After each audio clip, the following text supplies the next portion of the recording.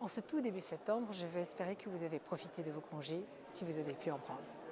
D'autant plus que la rentrée est mouvementée et la suite de l'année s'annonce préoccupante avec la poursuite de la guerre d'agression de Poutine contre l'Ukraine et les enjeux énergétiques qui en découlent.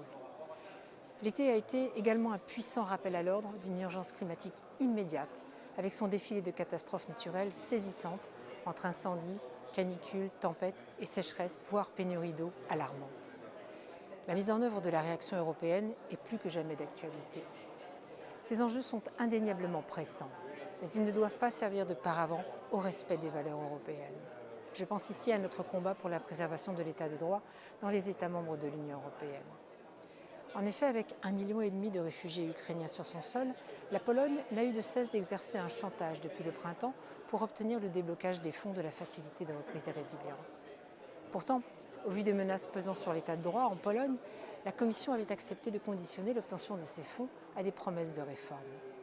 Le plan de relance polonais a été adopté mi-juin, mais de sérieux doutes subsistent sur les réformes promises et l'exécution des arrêtés de la Cour de justice de l'Union européenne, eux-mêmes remis en cause par le pouvoir polonais.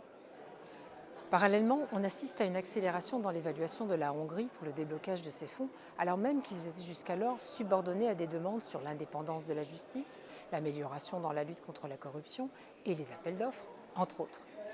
Sous pression économique, le Premier ministre hongrois semble montrer soudainement de la bonne volonté et multiplier les promesses de réforme à l'automne.